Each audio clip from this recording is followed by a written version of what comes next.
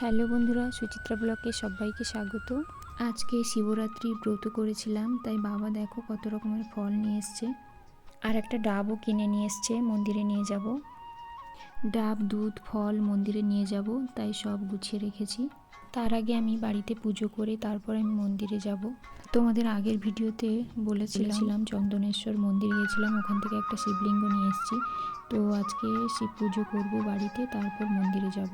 আমাদের বাড়িতে গোপুসোনাও আছে। ঠিক আছে, তোমরা ভিডিওটা দেখতে থাকো।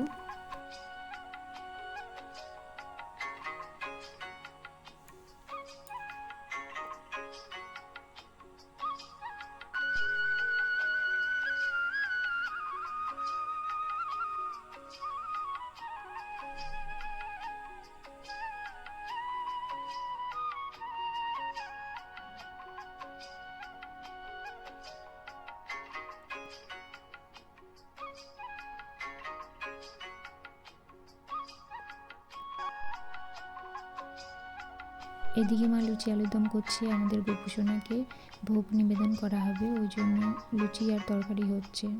লুচি ভাজা হচ্ছে, তরকারি এখনও হয়নি, আলু সেদ্ধ করে রাখা আছে। লুচি ভাজা হলে তারপর আলুর দম হবে।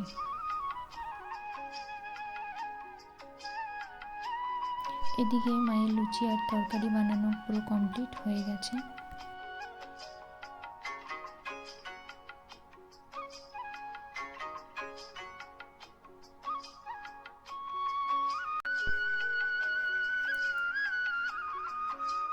এরপর আমি একটা থালাতে লুচি আর তরকারি নিয়ে নিচ্ছি, গোপালের কাছে ভোগ দেব।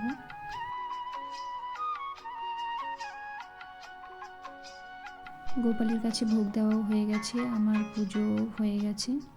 এবার আমি মন্দিরে যাওয়ার জন্য বেরিয়ে পড়েছি, লাল সাদা শাড়ি পরে নিয়েছি। আমরা তিনজন মিলে চলে যাচ্ছি মন্দিরে, মামি, আমি আর আমার শাশুড়ি মা, তিনজন মিলে। হাতে ফুল, বেলপাতা, প্রদীপ, ধূপ সব কিছু নিয়ে নিয়েছি।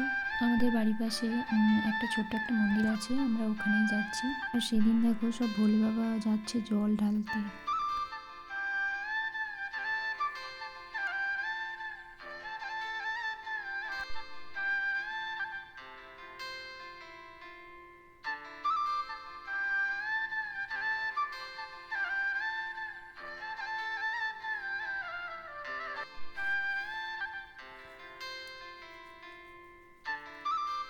মন্দিরে পৌঁছে গেছি।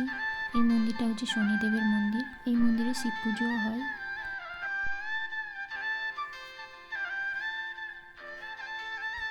ভেতরে বামুন ঠাকুর পুজো করছে, তাই আমরা বাইরে দাঁড়িয়ে আছি। পুজো শেষ হলে তারপর আমরা ডাকলে ভেতরে যাব।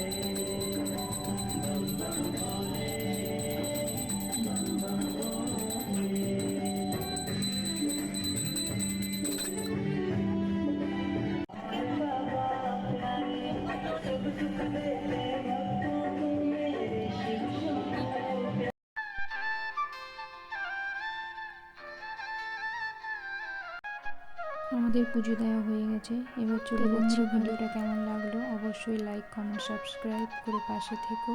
দেখা হচ্ছে নেক্সট ভিডিও। ভালো থেকো, টাটা।